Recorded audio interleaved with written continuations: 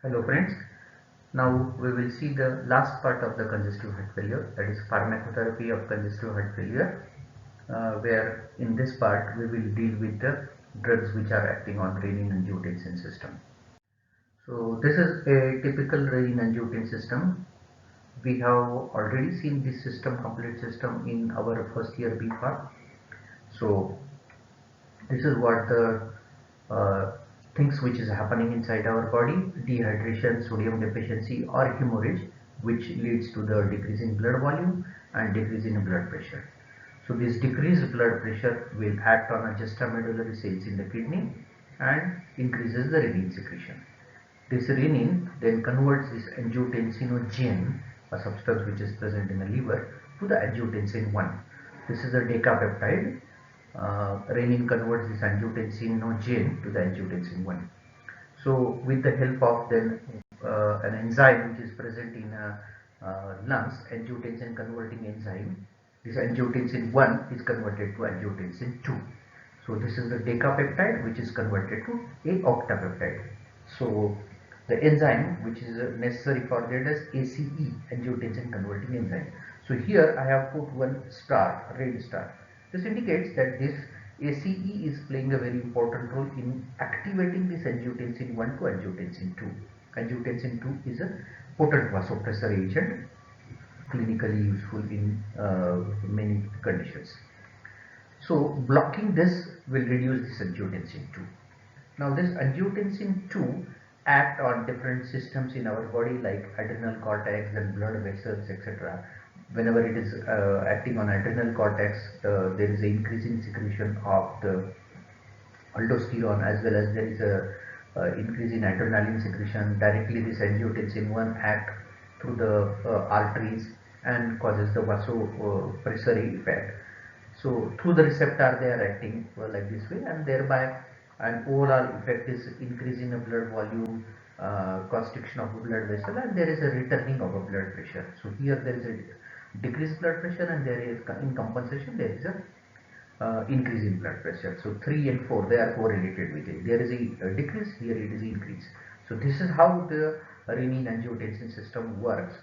These are the two sites, ACE enzyme inhibitors and the receptor, which are involved for the action of angiotensin 2 on the various organs like blood vessels and adrenal cortex. So amongst the drugs which are acting on the renin-angiotensin system, there are major two type of drugs, which are one which is act on the angiotensin converting enzyme and another act on the receptor of angiotensin. So first we will see ACE inhibitor, that is angiotensin converting enzyme inhibitor. So ACE, it is one enzyme which is converting this angiotensin 1 to angiotensin 2. Angiotensin 1 is actually decapeptide. It is inactive in nature, so it activates the angiotensin 1 to angiotensin 2. So this angiotensin 2 is a powerful vasopressor agent, vasoconstricting agent. So the drugs which are used as an angiotensin converting enzyme inhibitors are captopril, enalapril, ramipril, etc. They prevent the action of angiotensin converting enzyme, and thereby they block the conversion of angiotensin 1 to the angiotensin 2, and thereby preventing the action of angiotensin 2. So vasopressor action of angiotensin 2 will be reduced by ACE inhibitors. They also inhibit the degradation of bradykinin and substance P. Some autocoids are there. So they also inhibit the degradation of these substances, but they does not have any clinical application as such. They also, these ACE inhibitors also directly act on arteries and causing the vasodilation and reduces peripheral vascular resistance, thereby reducing the afterload. So through the angiotensin, as well as very few direct action they are also having. So the major action of ACE inhibitor is directly through the inhibiting the ACE and by reducing the amount of angiotensin 2.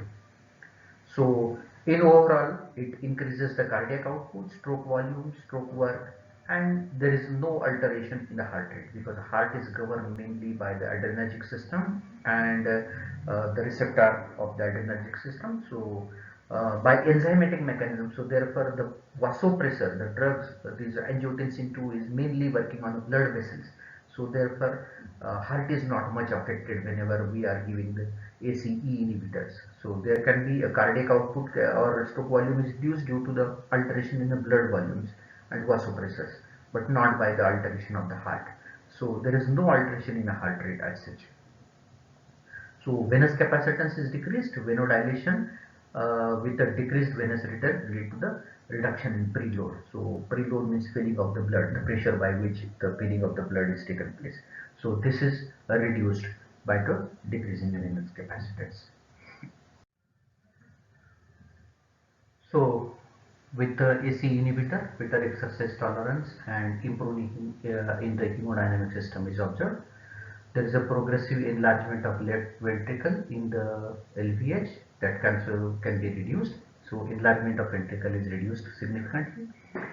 There is a reduced incidences of recurrent myocardial infarction. Myocardial infarction, if it is happening and if it is there is a recurrence is occurrence of recurrence, there is a reduction in that, and the angina also.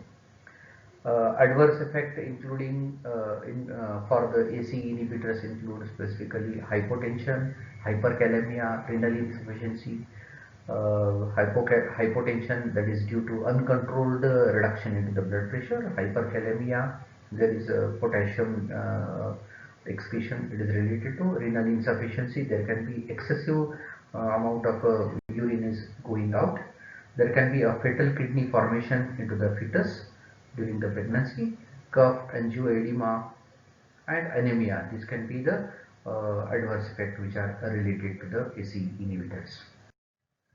Next is angiotensin receptor blockers. These are the drugs which are acting on a angiotensin receptor where the angiotensin 2 is acting and they block that angiotensin receptor. So as previously seen, renin is under the influence of systemic blood flow, renin is released and it converts angiotensin 1 to angiotensin 2, which is a powerful vasopressor agent. So we can say that angiotensin 2 is such a powerful that is almost 40 to 50 time more potent than noradrenaline. So you can imagine that 40 times more than powerful than noradrenaline. So how much vasoconstrictor or vasopressor agent it is there. So it has highly potent one required in a very small quantity. So it act this angiotensin 2 act specifically on vascular smooth muscle, which controls the blood pressure, adrenal cortex, which controls the adrenal insufficiency or adrenal secretions, kidney, which controls the your urine flow, uterus, brain, and the various receptors which are used in this 81 and 82 receptors. So more specifically, 81 receptors are involved in management of congestive heart failure. So there is a much correlation between these two, congestive heart failure management and 81 receptor. So these are the one specific kind of category has nowadays has emerged out, that 81 receptor or angiotensin receptor blocker, which is also termed as an not termed, it is, can also be used in the management of hypertension. So losartan, valsartan, these are the agents which are used in this case. So these drugs actually displaces the angiotensin 2 at the 81 receptor site and lowers the blood pressure. Vasopressor effect of angiotensin 2 is been blocked. So it antagonizes the vasoconstriction, aldosterone release at catecholamine release, vasoconstriction at smooth muscle, aldosterone and catecholamine release from the adrenal gland, and thereby vasopressor effect of the angiotensin 2 has been released. So they are specifically advocated in the conditions of the hypertension, but they also have found to be superior in the congestive heart failure than the ACE inhibitor. Rather than ACE inhibitor, the receptor blockers are advocated more in the management of congestive heart failure. As far as the side effect and other effect are concerned, they have the similar kind of side effect as that of a ACE inhibitor, HI inhibitor, to the lesser extent, to the lesser intensity. These are the ACE inhibitors and angiotensin receptor inhibitors. So here we conclude our the first cardiovascular chapter, that is congestive heart failure. Thank you very much.